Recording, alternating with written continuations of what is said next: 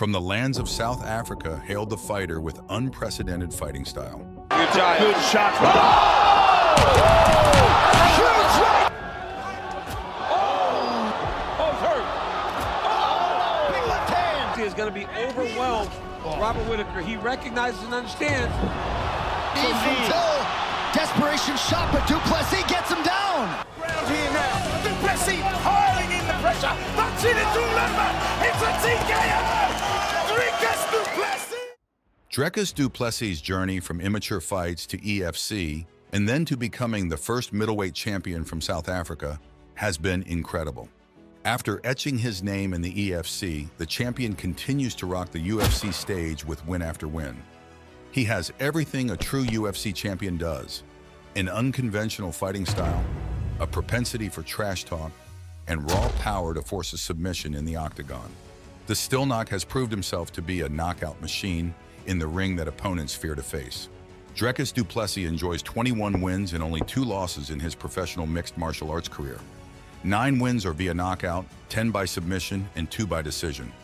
This video is a tribute to an emerging fighter. Dricus du Plessis, known as Still Knock, du Plessis has been enthralling his audience with his brilliant performances in the ring. The knockout specialist has proven himself worthy enough to be ranked among the promising fighters, and he continues to do so. Let's take a look at how an aspiring fighter became the first middleweight champion from South Africa. Born and raised in Pretoria, South Africa, Du Plessis had a propensity for combat sports at a very young age. He started judo training when he was just 5, wrestling training at 12, and turning to kickboxing when he was only 14. The initial training only broadened his skill set. A star in the making at 17, Du Plessis won the gold medal at the World Association of Kickboxing Organizations World Championship in Cave 1 style kickboxing in 2012. Du Plessis soon realized kickboxing was not lucrative. There wasn't enough money in it for him, so shifted his focus to MMA. He knew MMA was his world and was destined to etch his place among the greatest soon. Turning to EFC was only a step forward to UFC, his final destination. Du Plessis gave some stunning performances in EFC and had a reputation for his knockouts and chokes. His journey began in 2013 when he stepped into the ring as a medium-weight fighter with the EFC. The South African soon made a name for himself in the local scene. His first 4 fights at EFC were nothing less than an engine go-off, with 2 TKO and 2 submission knockouts. Du Plessis made a fearful impression on his opponent with his agility, unconventional style, and raw animal-like force. However, he had to suffer 2 losses that only pushed him forward. Winning a welterweight debut in June 2015 at the EFC Africa 40 against Dino Begotten by a rear-naked choke submission. Later, Bruno Mukalu, Martin van Staden, and Rafal Haratic all became victims of his guillotine choke. At EFC 59, he defeated Mauricio de Rocha Jr. via technical knockout. At EFC 62, he won the EFC Middleweight Championship against Yannick Bahati, again a guillotine choke. The performance card of Du Plessis in EFC is outstanding. He has this raw talent that was devastating for the opponent. Forcing submissions and TKOs were effortless for him. Not only in EFC, Du Plessis made his name in KSW and won the welterweight championship against Jolton Santos by technical knockout. Ground here now. Du Plessis piling in the pressure. That's it. It's all over. It's a TKO. Dricus du Plessis. Thus, he had his fair share of knockouts and chokes even before entering the UFC. He was a star in the making. But UFC was a bigger platform, and he had to rebuild his name again. There, people questioned his cardio.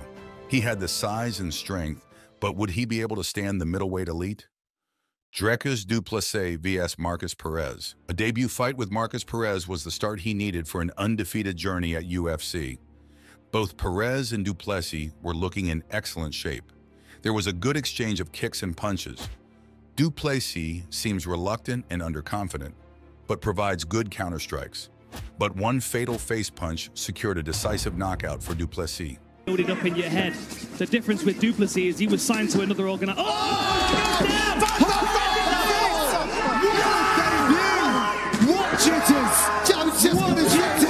A knockout in the first round of his octagon debut gave him a solid entry into the UFC, but it was just a start.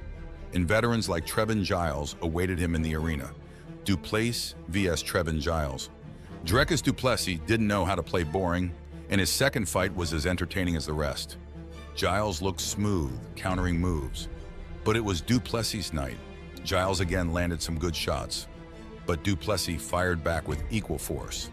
Knockouts were fun for Stillknock, and he provided one following some competitive grappling. Effortlessly. There's no tell on it, so it just kind of goes up towards your head. Oh, there we go, your Giles. Good shot. Oh!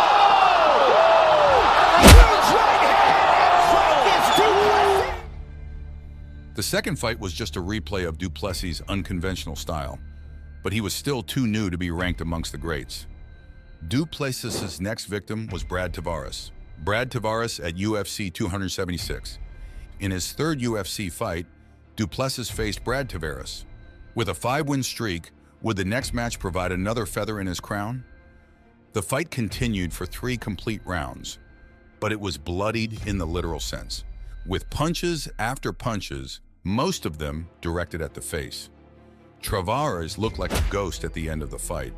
It must have been relieving for Tavares as the final bell rang. The decision was unanimous in favor of du Plessis.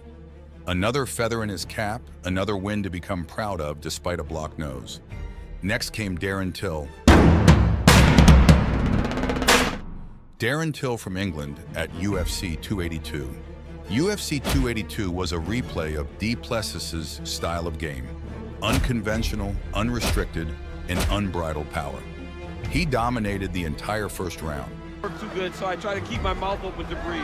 Look at this takedown by right Dricus du away. Plessis. So clearly part of the early strategy. Du Plessis taking the fight to the ground, trying to make another late takedown for Dricus du Plessis. Till made a strong comeback in the second round as du Plessis looked exhausted, as if exerting too much in the first 5 minutes, giving Till some room and hope. But du Plessis didn't suffer any serious consequences as a result. Darren landed some good shots but could not hurt even a gassed du Plessis. After a grappling exchange, du Plessis locked a body triangle on Till, causing him to collapse. From Till, desperation shot, but du Plessis gets him down. In third round, Darren looked bad, with eyes swollen, and again du Plessis had him on ground with punches after punches. Till's just kind of poking at him with that jab. Oh, and a big right hand greets Till when he gets to the floor. That's a huge moment for du Plessis. There He we go. got it. Just He like got it. that, Dricus du Plessis. Even though he was gassed, the raw power was evident. Darren Till was almost choked by du Plessis. The second round victory further consolidated his position, but the way he was gassed in round 2 was alarming for his fans and critics. For how long would he carry on with a blocked nose? Du Plessis' next duel was with Derek Brunson at UFC 285. Derek Brunson versus Dricus du Plessis. UFC 285, how a new fighter like du Plessis outclassed Brunson was incredible. Brunson dominated du Plessis on the ground. There were lots of grappling games, and Brunson had the upper hand at the end of round 1. Both fighters looked worse and tired in the second round. Du Plessis was gassed, but Brunson looked even more tired. Du Plessis gave some hurtful shots until Brunson wilted and fell back. Oh, it's hurt. Big left hand. This was the round in which Jared Cannonier got Derek Brunson. We'll see if he can. That was followed up with hurtful punches. A towel was thrown in Brunson's corner. Even a gassed du Plessis was lethal and no less harmful in the ring. The next fight of du Plessis was one of his most significant and most hyped ones. Robert Whittaker, UFC 290. Though labeled as the underdog against Whittaker, du Plessis surprised everyone again. Du Plessis put Whittaker in a defensive mode. Headshots, body shots, du Plessis not only dominated, but stunned a staggering Whittaker. He is going to be overwhelmed. Robert Whittaker, he recognizes and understands. Look at That this. technically, yep, he gets to the Beautiful headlock there. takedown. Beautiful. He eventually stopped Whittaker in the second round. A second-round TKO victory against Whittaker was an eye-opener for the world. The winner of this fight was to challenge Adesanya. A fight with Adesanya never happened due to a foot injury, but du Plessis got to write his name in history with the fight against Strickland in UFC 297. Through 3 rounds, it was a close fight to call, with du Plessis landing a few heavy shots, including one that opened up a cut on Strickland's eye. Du Plessis also had an eye swollen by Strickland. The damage was just one of the signs of a very tight title fight. Du Plessis had a strong 4th round, but the rest of the rounds were tightly contested. The fight continued for 5 rounds, and in the end, Dricus du Plessis became the new UFC Middleweight Champion with a split decision. For the winner by split decision, and new undisputed UFC Middleweight Champion of the world. The victory was monumental for du Plessis. He became the first South African to win the middleweight championship, thus etching his name in history. Still Knock has earned his place in the spotlight through impressive victories. He has been undefeated since he joined UFC.